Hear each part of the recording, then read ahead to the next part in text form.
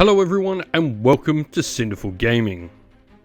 In today's video, we're going to look at getting started with the Stormcast Eternals Vanguard Auxillary Chamber in Age of Sigmar Warcry, using the Emberwatch box set from Warhammer Underworlds as its starting point to build up a full functional 1000 point warband.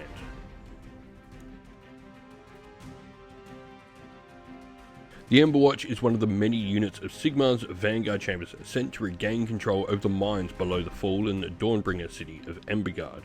Leading them is Ardorn Flamerunner, a brash but rising star of the Vanguard chambers. Today's video is sponsored by Gap Games, a fantastic miniature wargaming store in Queensland, Australia. They stock a wide variety of miniature wargames from all things Games Workshop to some of my personal favourites, Conquest, The Last Argument of Kings, and all things Modifius wargames as well. Use our affiliate code in the link below to help support both this fantastic store and the channel as well. And so leading the box set is Ardorn Flamerunner, a Stormcast hero. He's got 25 health, 5 defense, and a decent amount of attacks on both range and in combat, with that crit damage of 4 there as well.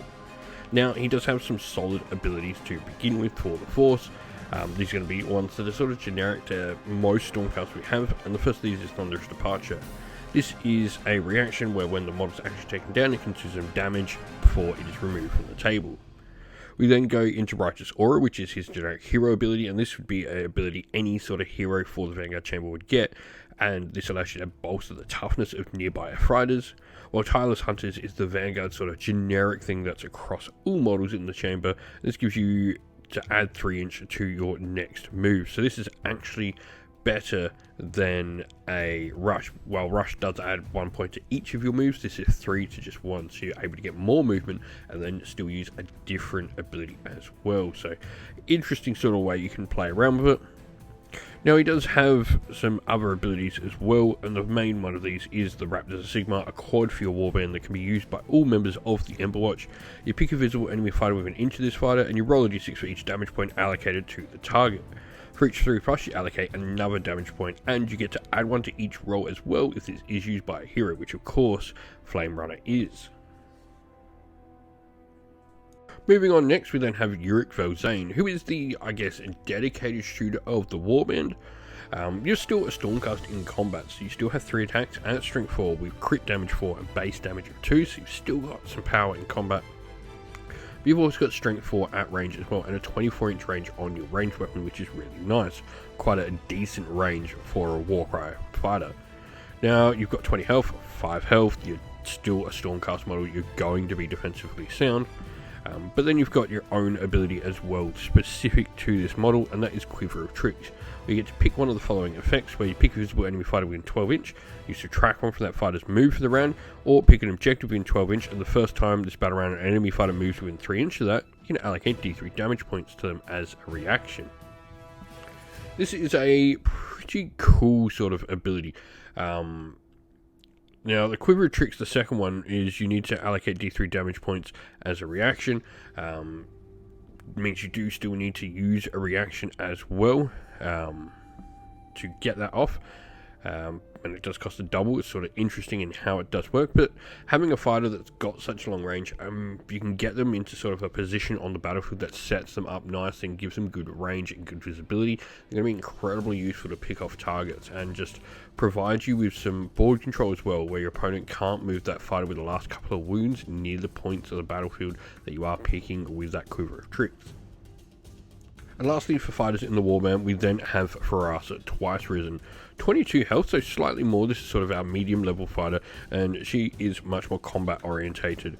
Now, we do have some cool things here because she does have 5 attacks, and then you've also got 4 on your strength and 2/3 on your damage, so not as much crit damage there, but more attacks, which is really cool to see. And you've still got a ranged attack there as well for the fighter.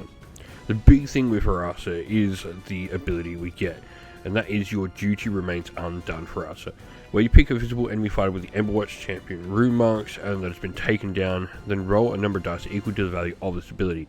On any rolls of a 3 up, you get to set this fighter up back on a platform or the battlefield floor more than 6 inch from all enemy fighters. They no longer count as being slain, and they have a number of health back to their maximum for each 3+ rolled. This is a really powerful ability and really useful for Stormcast. I would be taking her in any Vanguard Auxillary Chamber Force. You don't have many models when you play with Stormcast. You're generally, most of the time, limited to 6, maybe 7, depending on the force you are playing. So having a model that can get back up is just such a massive thing for the Warband.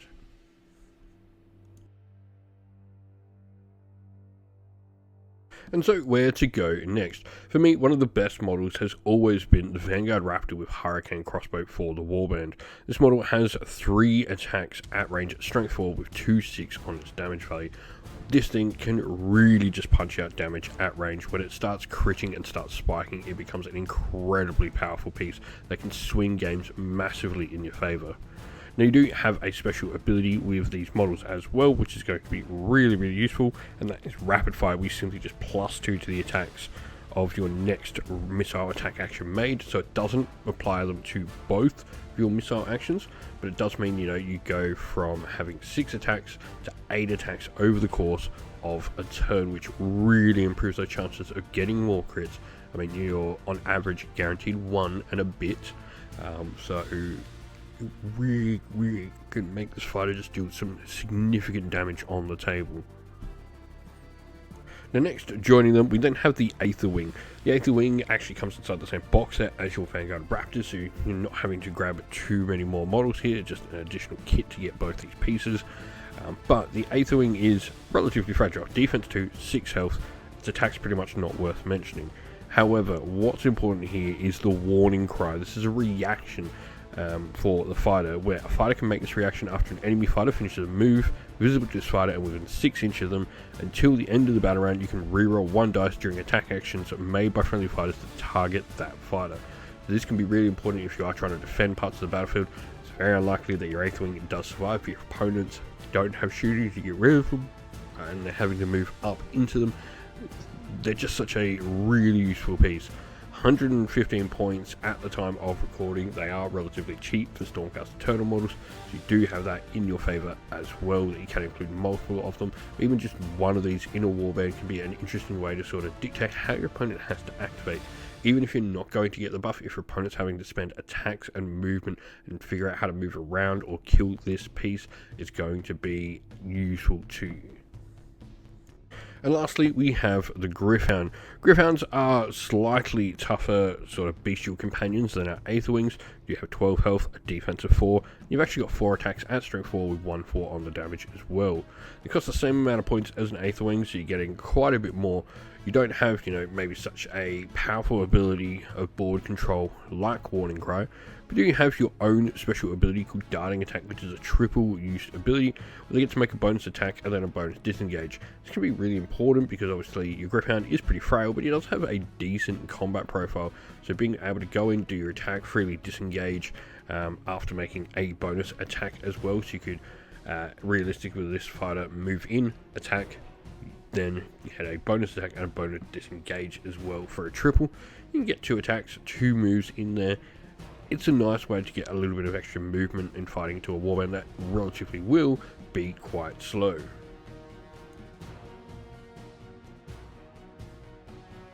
And so our final warband will obviously have Ardorn Flamerunner as the hero leading it. Now moving into fighters, we then have the other members, Yurik Velzaine and Farasa Twice-Risen, which are going to be the other 2 fighters from the Emberwatch in our warband. However, we are going to give one of these fighters heroism. Now we've also got our Vanguard Raptor with Hurricane Crossbow. We then have our Gryph-hound and our Aether Wing, which we're going to give the upgrade of Fortitude as well. This is going to be important just to get a few extra wounds on that Aether Wing and make it a little bit harder to take down. We hope that this video was helpful in getting you started with Warhammer Age of Sigmar Warcry, and that I was able to give you some ideas and inspiration to start your own force in the game. If you have any other questions at all, please comment them down below and we'll endeavour to get back to you. And while you're there, don't forget to drop a like, subscribe and join our Discord server as well, linked in the video's description, for all our future Warhammer Age of Sigmar Warcry content.